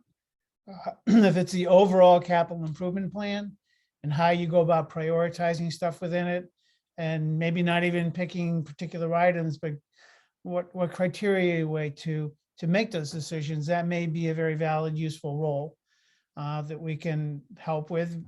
Whether you finance stuff using, with John Dunn's suggestions, general fund debt versus special obligations or whatever. I mean, those are different kinds of things I think we can talk about at the right time. I'd like to keep that open just a little bit. I think we are here at the the pleasure of the mayor. And I think with the mayor and the administration sets an agenda that we need to be able to weigh in on and help support. But if something were to come up, I wouldn't want to foreclose the opportunity to say, did we consider X or Y in the course of that? I think Mayor Verga has his hand up. Mayor? Yes, I think all of the above, what was just brought up is where our vision, because each of you, when I spoke to you about the board, I pretty much, I think it was pretty consistent. Want to reconstitute the board, want to have the board start to do what they were supposed to do, empower you to do what you're supposed to do. We're not going to ignore you. I don't think I said to any of you, here's what I want to push through. And I think everybody would agree with that. So I'm not coming, I didn't really give you guys any kind of litmus test about where are you coming from, you know, so I have faith in you guys. So I want to make this system work the way it's supposed to work. The unfortunate thing is because of the position we're in now, these fire apparatus are, we have a need. And so let's just say, the system will start working next, but we have this one we've got to get through. So that being said, you're right. I want this board to do what they're supposed to do by charter and by ordinance, to advise. And you know, the city for too long has, I don't want to say rush things through, but didn't really think things through all the time. And we need to sort of pump the brakes a little bit and make sure that's what we do.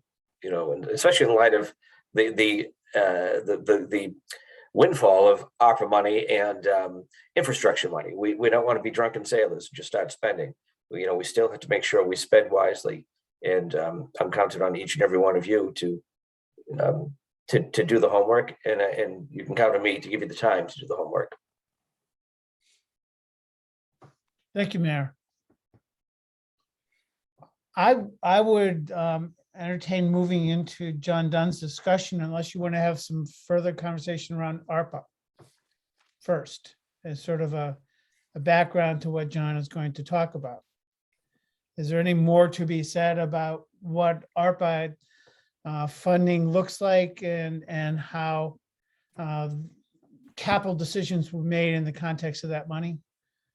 I think at this time, I think it's better to start with John, and at Okay. the next meeting, we'll have, so I think what we're asking right now related to ARPA is for two members of, at least minimum of two members of this committee who might be interested in sitting on those listening posts. We're looking at two members of this, two members of VDIC, and then a chair. We're hoping for 5 members to help each have a meeting and have a meeting in each of the wards. To do some listening and then come back and give us some recommendations. And prior to that, we'll do, we're bringing on hopefully a staff person who has some background in ARPA who can kind of give you the framework in which to start to think about it. But not tonight, I would say not tonight. I think John's stuff is more timely right now. Thank you. Well, unless there are any other questions or comments, yes, Steve. Okay, so let's move ahead with John. And John, I'm gonna share that spreadsheet if you'd like me to.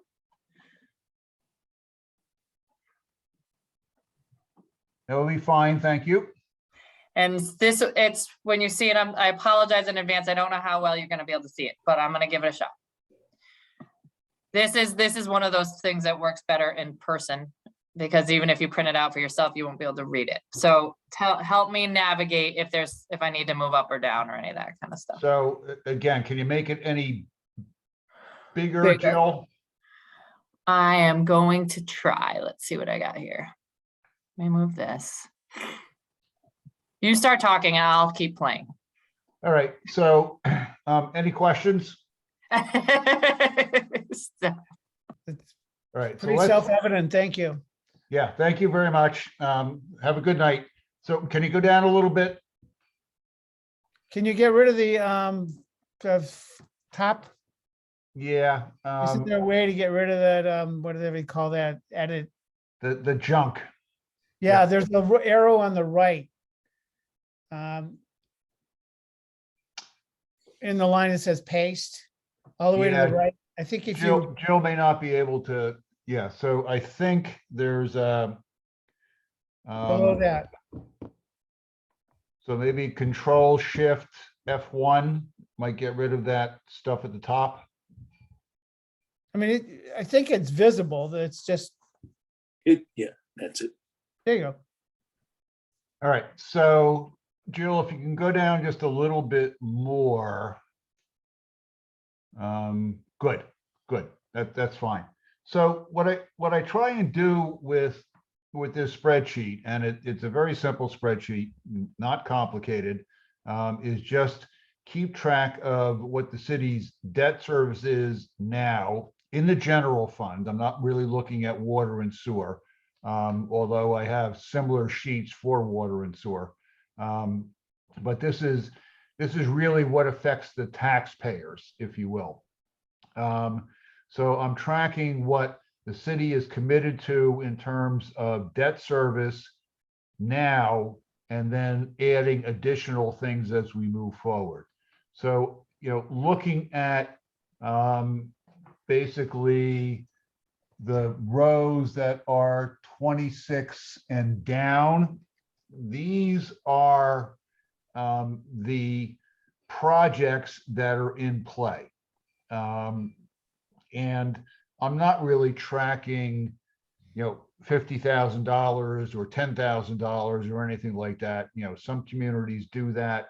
It would require, another person in my office to keep track of that type of stuff. So what I'm really looking at for the most part here is vertical construction, buildings, as well as anything that is a fairly large equipment hit. So we'll just kind of take it from the top, things that are out there that have either been approved or are in progress. And if you look at it, I've got names, I've got numbers, dollar numbers, and then I've got numbers that start with 50. So the 50 numbers are loan orders that have already been approved. So these are in progress one way or another. And the council has already taken action on that to approve a loan order. Let me kind of get just a little bit off to the side here. In order to spend money, the city has to have an appropriation approved by the council. In general, the big appropriation each year is the annual budget, which includes the general fund, the sewer fund, the water fund, the rink, as well as waterways. And that comes through every year in budget review. During the course of the year, if the city wants to expend additional money over and above what has already been approved, then the mayor has to go back to the council. And most often this is done, particularly if it's over $1 billion, through a loan order. So loan order is introduced to the council through the mayor's report. The council receives it, refers it out to the Budget and Finance Committee for action. Budget and Finance votes and sends it back to the council. The council then must have a public hearing on a loan order in order to move it forward, not necessarily an appropriation, but certainly a loan order. And then if successfully voted up by the council at the end of that public hearing, then it becomes an obligation of the city or an appropriation of the city to expend dollars. So that's kind of how it works. Some of you may not be familiar with that, but generally this is the way it works in cities, and pretty much the same way in towns, a little bit different, but same process. So these projects here that you see, Stage Fort Park, GHS flood control, Concord Street Bridge, City Hall renovations, police station, and court renovations, GHS and O'Malley Security, EGS and veterans. So this is the 4.2 million that will be aimed at aspects of the elementary school project that are not going to be covered by MSBA, streetscapes, modulars. So these are all the projects that have been approved at this point or are in process and moving along. And we see that, for example, in row 36, there's only 1.8 million for the fire equipment. So I just that's in there as a holding number. I didn't know what it was going to be when I kind of put this together a number of weeks ago. So whether it's 1.8 or it's a million or it's 2.3, we can move things around. So at this point, we are talking about a total expenditure that has either been approved or is in process of a bit over $28 million. Jill, if you can go back up to the top.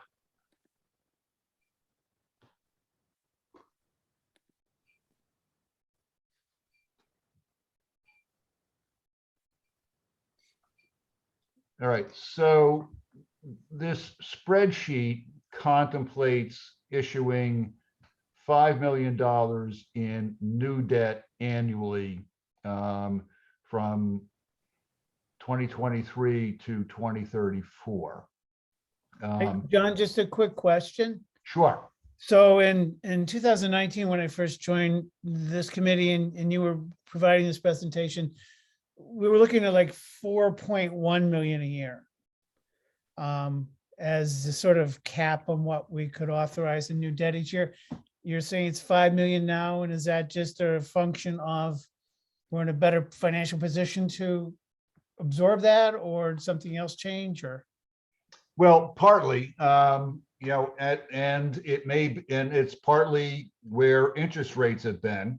You know, even though interest rates have been moving upwards, and I expect them to continue to move that way, you know, I've been astounded, you know, that we have been able to borrow at basically, you know, on term debt for less than 2%. So, you know, that's part of, you know, I don't really know what rates are going to be in the future. You know, I said this before, if I knew, I wouldn't be here. I'd be drinking a pina colada on my own island someplace. But, you know, as I look at it, you know, I think this is kind of where we are. So I'm kind of moving it around and saying, you know, what can we afford? How do we layer it in? And my biggest issue is looking at, you know, how interest, you know, in terms of debt service, how that increases over time and decreases as we repay it. And then how does that compare to budget? So we'll kind of cover that. But okay, yes, you're right. This could change in a couple of years and sink back down to 4 million. You know, on the other hand, I kind of want to, you know, make the point that, you know, at 28 million, in terms of the totality of the projects in play and the debt to be issued, we're basically looking at issuing debt over 5 years at $5 million a year, which is not huge. And then, you know, the question then is, what else does the city have to do? It will have taken care of City Hall, the police station, the courthouse, the fire rolling stock, you know, and a number of other issues that need to be done. And, you know, certainly there's always going to be things that will have to continue in the future, whether that be roofs or siding or heating equipment.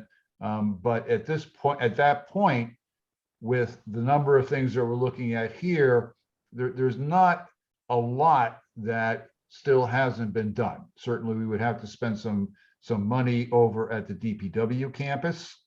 But for the most part, this is really looking at the major buildings in the city that will need multi-million dollars worth of improvements. So again, as I kind of layer it in, we're looking at this spreadsheet. I don't want to spend a lot of time here, and will certainly be available if anybody wants to give me a call to take you through it in detail. But what I'm trying to show you here is that how that $5 million a year gets layered in and what the effect might be. So we just kind of see where a net at 2020 at 6/30/2021, which is the D column, and then kind of taking it out, and again presuming that we issue $5 million a year in debt, and that's also presuming that it's 20-year debt. There's going to be certain rolling stock, for example, that is going to be less than 20 years. Certain technology that might be less than 20 years, but there are going to be also some other things that are more than 20 years. So I've kind of picked 20 years as the baseline. Jill, if you can kind of go out to the right in terms of the columns.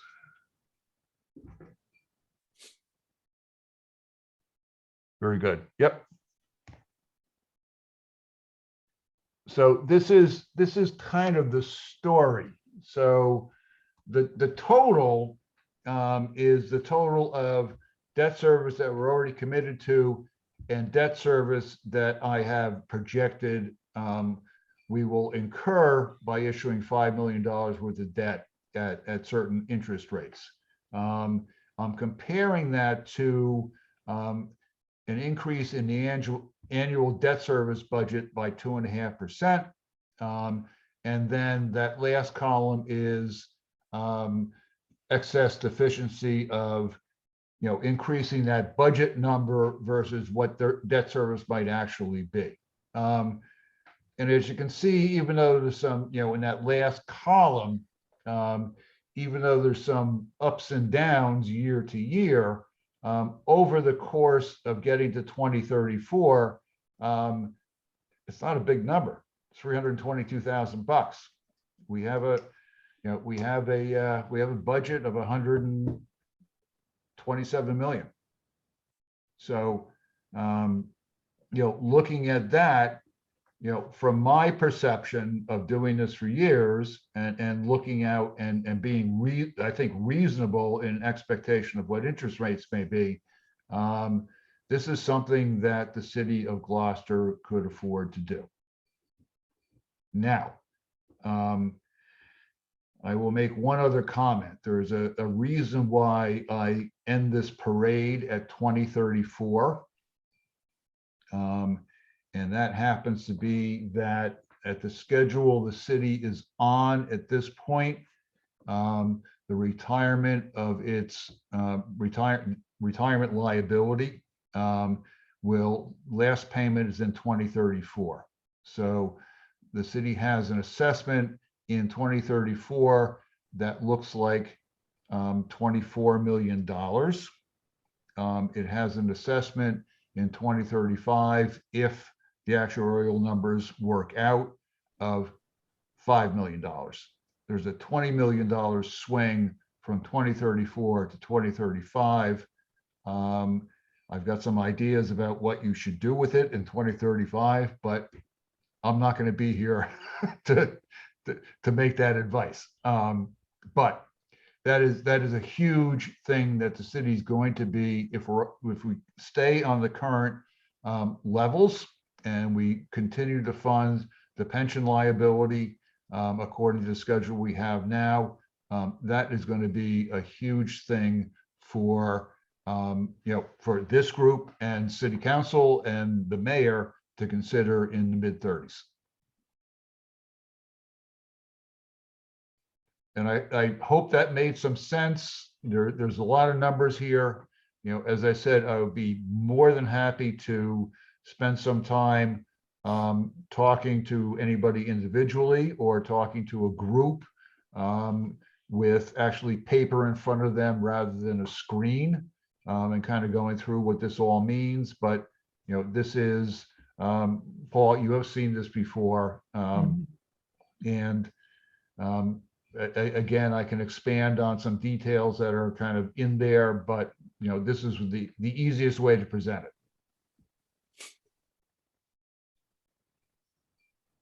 It sort of speaks for itself. It's sort of a logical cash flow problem. I think what it needs to be set against is the outstanding need. And that's where this committee will really have a role to play. Because the projects that you have on the listed at the bottom are in some ways the tip of the iceberg. Or there's certainly some major considerations that we will need to look at as a city down the road. I mean, I was thinking of the chief when he was talking about backing in fire trucks to the fire station and thinking how in 2 years or so, that station will celebrate its centenary. I mean, that's kind of a building that just can't stand forever. And it certainly doesn't meet contemporary needs, especially where it's located. You look at DPW yard and the number of structures there that have outlived their useful lives. So, you know, this is for this particular set of projects, a very logical statement of debt service and where things are going. And just think that we need to be mindful that there's a larger list, the rest of the iceberg, that will need to be addressed at some point or another. And any one of these costs, like the police station, as this is estimated, can easily go up given where inflation and other needs are taking it. So, but this is helpful. No, you're absolutely right that any one of these things could increase. And, you know, we have seen that. Certainly nobody is surprised by, you know, the conversation around supply chain issues. So, you know, eventually, hopefully it will cool down. But right now, if you're committing to doing something, then you're going to be paying a premium. Mm-hmm. John, I have a question. In your debt service numbers above and in lines 21 per se, does that include the ones that have not yet been issued? Meaning city hall renovations, police station, fire equipment and school repairs? So, you know, if you look at this, so my presumption is we're going to issue $5 million worth of new debt each year. Yep. So, and this covers, you know, essentially now, you know, 2023 to 2034. So that's 11 years. So that's $55 million worth of debt being issued. So as we go down each year, I am presuming that, you know, this is the cost additional each year that the city would incur by issuing $5 million in new debt. Maybe not shown here is the debt service that has been completed on prior loans. So that's just an offset to. Well, actually, that is in the B column. Okay. So you can see that debt. That's what we're already committed to. Okay, I see what you're saying now. Yeah. You can see that debt decreasing. In the C column is what we call betterment supported debt. That means that we have revenue coming in from betterment debt to offset the debt service. So that's why that is there. That's a credit against the debt service, which is why we have the D column as being the net. And then adding each year as we move forward.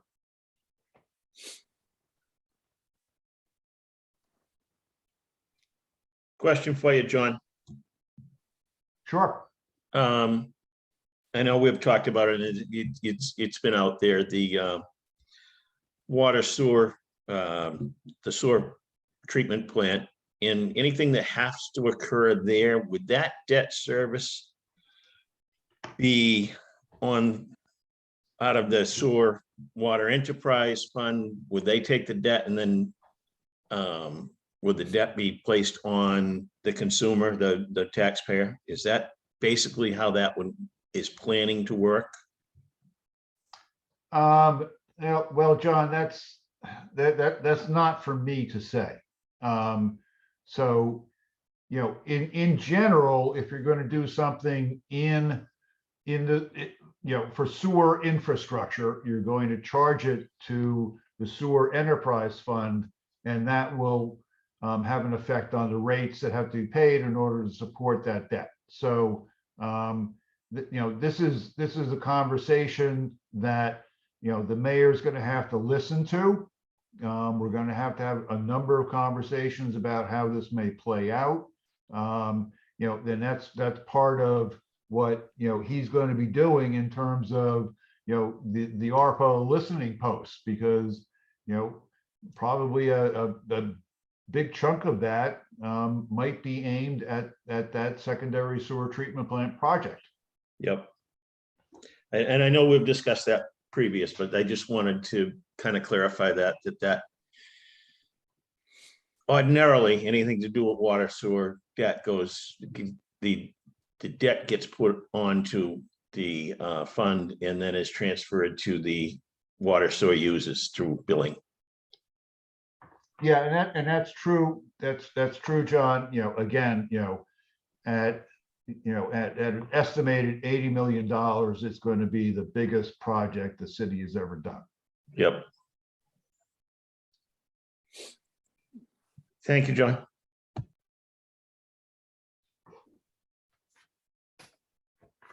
So on that uplifting note, no, actually, it's a more promising picture. I mean, even just the fact that we're in a better position to borrow than we were a few years ago.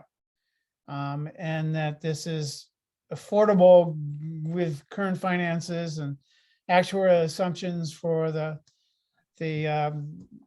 down payments on annual down payment on the retirement liability and so on. All of this looks like it's doable. I think what we will have as a challenge before us is to, as a couple of members have said, put all this in the big picture so that we have a sense going forward of what needs to be done and how we can help support the administration as well as taxpayers understand this and make smart decisions. So this is, and if anyone does have an interest in contacting you for more information, John, just suggest that they reach you by phone or email, or what's the best way? All right, so probably the best way is email. Although like many of us, I get probably 40 of those a day. Jill probably gets 80 of those a day. But I will give you my cell phone number.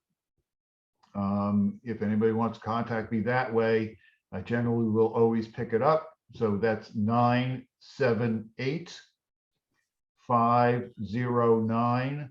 John, this is a public meeting. Thank you, Mayor. I appreciate that, but you know, there are so many people who have it. I got it. And yes, John McCarthy has it. So if anybody wants to contact him. We will send all the contact information out to the committee. And like I said, Shelley Shalino will act as our backup here for admin. And so if you receive things from her, that's why, if you see that name in your inbox. Okay. She'll help as we move to election of a chair and a vice chair. You know, she'll help with posting of agendas. We will need to get to taking minutes, who's responsible for taking minutes. For now, this recording will serve as the minutes. But yeah, there'll be some administrative work as folks start to move into that. Sorry, go ahead, Joel. So per, it's either charter or code, the mayor has to appoint the chair and then the CIAB votes on the vice chair. Thank you for the correction. We did Affordable Housing Trust last night. They're not, they're the opposite. So Yeah, we've had a few that go all ways. So yeah, that's great. We'll appoint someone, and then at the next meeting, that person can run the meeting and call for a vote for the vice chair.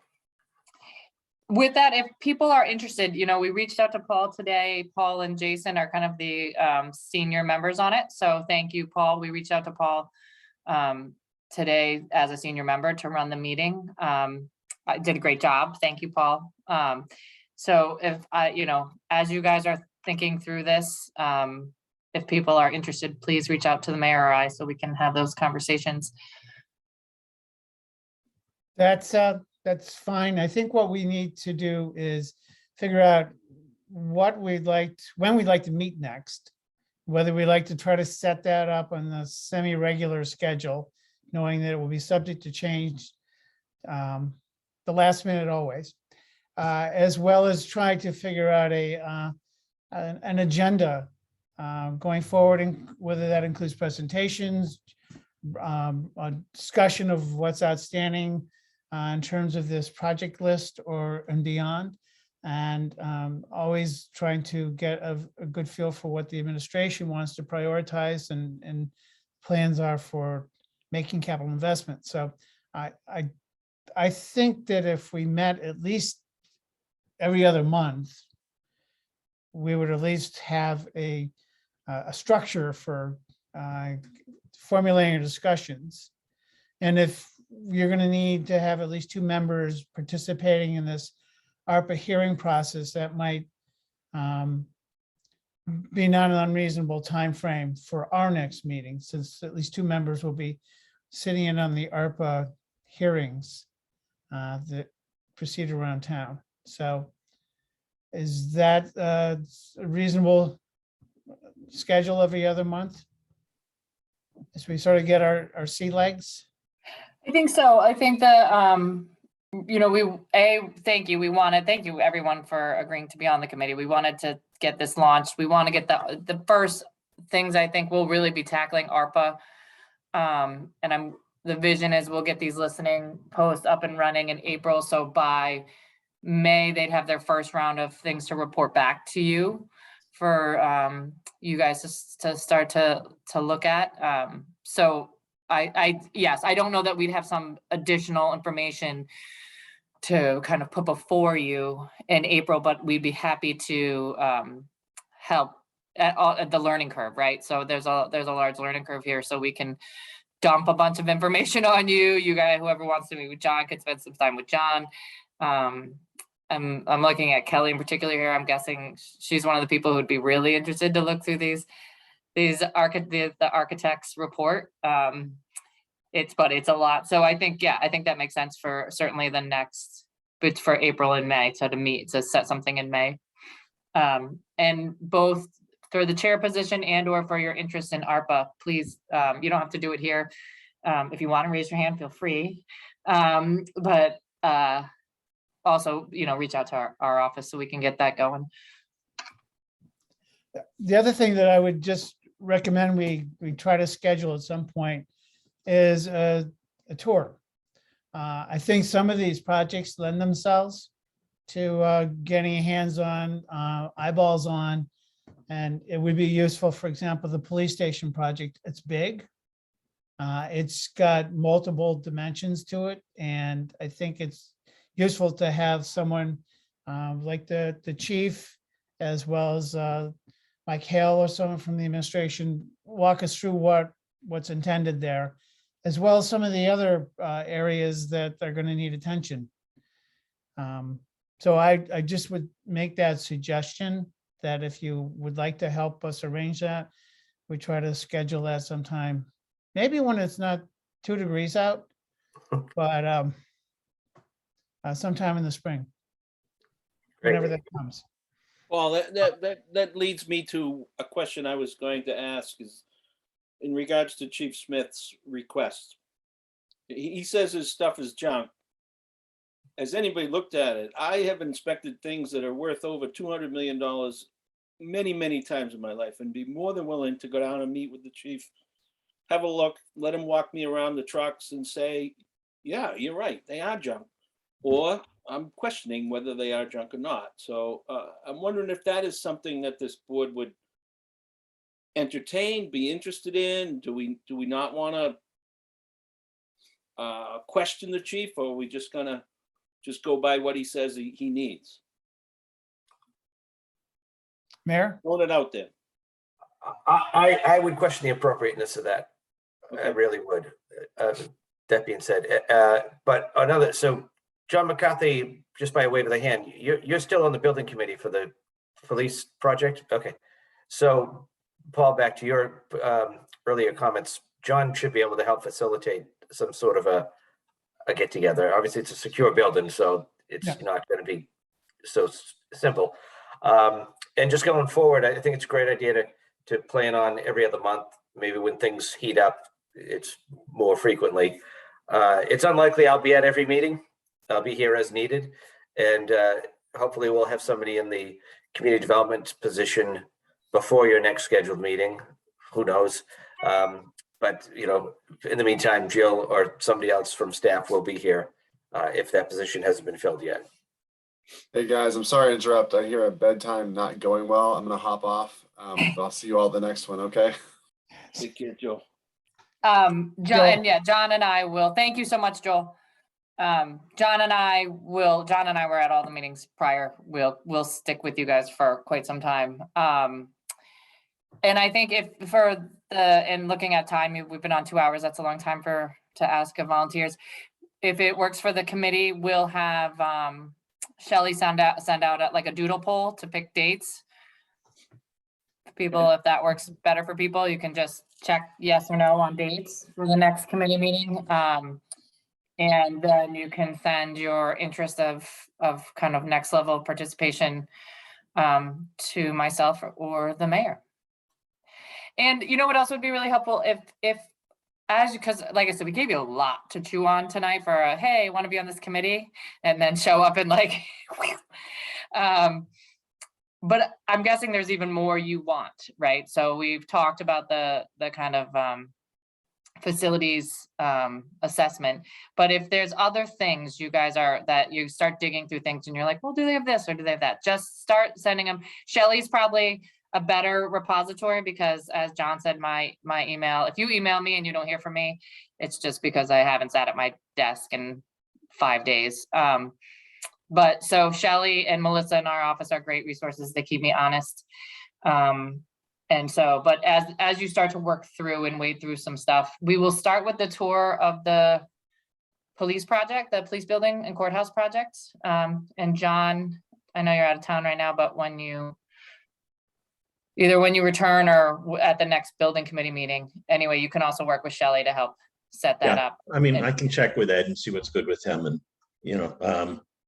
yeah, that's really a good walkthrough. I don't think I've known Chief Smith a long time. I don't think he'd have. I think I know from my past experience, if anybody wanted to come in from this committee and view equipment or anything, I had no problem with them doing that.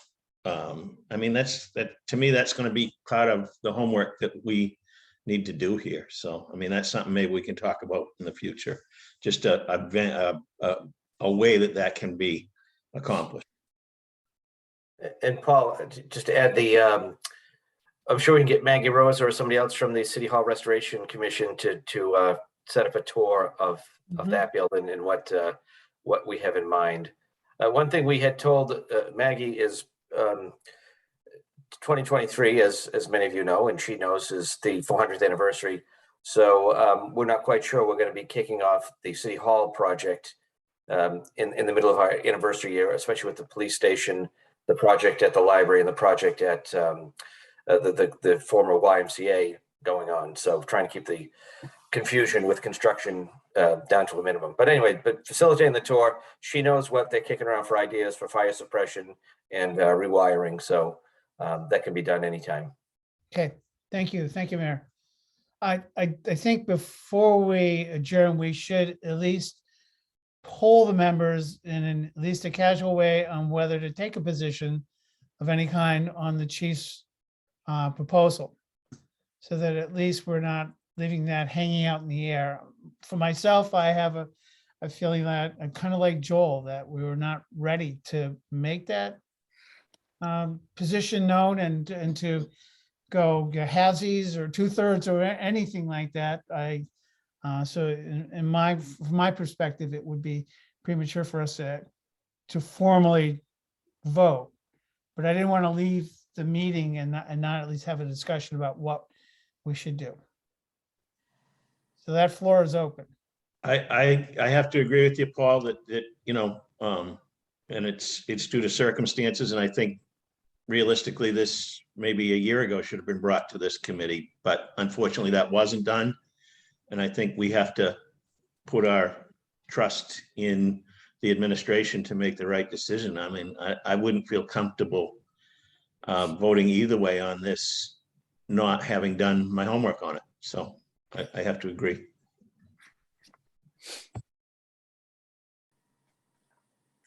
Kelly, Joe, Jason, I based on John Dunn's presentation, and based on the comments, the direction of which the mayor is aiming, I'm fine with it. If he wants to do it, then that's okay by me. thank you. Same thing. City safety comes first, no matter what. It's gonna cost money, it's gonna cost money, so we have to spend it. I mean, it's nice to have stuff in advance to know about things, but when it comes to safety, I think I'm okay with spending that money for those types of items. And I would feel uncomfortable making a recommendation without doing the homework, the same sort of approach. So I think what's going to happen is going to happen. And Steve? Yeah, I mean, I being new to the committee and understanding the situation that Chief Smith has gone through, I'm going to defer to the administration on this. But as my previous question, are there other things like this that are lurking below that we have to just sort of take charge of? And I understand that this has been largely not a highly functioning committee, and that the mayor is interested in the administration in doing so, and so understand that some things just have to go through sooner than others. Yeah, I guess my point exactly is that where it's been deferred and deferred and deferred, if the administration feels it must be done, then so be it. But something else that comes up in the future, we may totally recommend against it because we've already funded this. So it is what it is. I think Joe will be looking to the new administration to actually help collect all of this, all these projects and rolling stock issues so that we're working from the same page. I think we need And that. yeah, it's been missing and it's not been part of a capital improvement plan. So it's an iterative process that will allow us to sort of start to get a look under the hood, so to speak. A better handle on the whole thing. Absolutely. But remember, we're just a recommendation. I mean. Right, we're advisory, you're yes, right. Yes. Yep. so- And we're really getting a look under the hood ourselves, the mayor and I. Totally understand We're coming up on 90 days, Mayor. I think we're pretty close to 90 days and finding lots as we look. So thank you. We're looking forward to having some support and some guidance. What you're finding under there. But, Yeah. oh, wow. Hope there's still a motor under there. Well, we've got John, so we know we know the books are good. So, and just as an aside, if we do a tour, someone should make note of whether we have to post that as an open meeting law requirement. I think we might have to, just as an aside. Yeah, I'll look into that. I know either you do them in smaller groups or obviously you can't deliberate or deliberate or vote or anything, but I Right. I think if particularly the things that are pending, if they were projects that had already been voted on, but I think things like the police station, although which may likely fall under the you know, the train has left the station, maybe another one with the police station, but if there's, this board clearly wants to learn, is eager to learn, which I appreciate very much. So I think in that you guys will, by your nature, want to talk and ask questions. So we'll likely have to post it, but I'll look into the best way to handle that, because I also don't want to make it overly cumbersome. Yeah. On anyone. So it might break you guys down into small groups or something, but I'll try to I'll have Shelley figure that out. Okay, thank you. Maybe give a couple dates and see if we can throw, you know, I think if we do 3, as long as we stay at groups of 3, we're good. And John's been in their station once or twice, so I'm guessing he doesn't need to go. I think he had the corner office for a while. Till they kicked him out. Oh, wait a minute, he resigned. Right. Hey, So, Bill, just a um, question, when would it be appropriate to reach out to come see you and make an appointment with the mayor, just to have a face-to-face? We've never met personally. Yeah, absolutely. We are jumping into budget season. Next week, we have our internal budget meetings. But beyond next week, we lighten up. Well, Don't worry about next week. I'll be in the British Virgin Islands, so you well, you have your budget meeting. gee, thanks. When I get back, I'll reach out. Perfect. And honestly, it's, I think I've met most of you in person, but I haven't met Kelly in person. And I just want to note that Kelly's the first woman to sit on this board since I've been a part of city government, and we are so happy you're here. Welcome. Kelly. Thanks for having me. Yeah, so. There's real credentials as opposed to someone like me. So yeah, there's, and I know Paul and the mayor haven't met. So anyway, each of you, please reach out. We'd be happy to sit down and get to know you guys. Very Okay, good. Mayor, And do you just have to know, Paul, you do have to have a motion and a roll call for adjournment. The time is. and I just wanted the mayor, if you had anything to sum up with. Well, first of all, just thank you all. Nobody logged off and quit, so that was a good sign that you're in it at least to meeting number 2.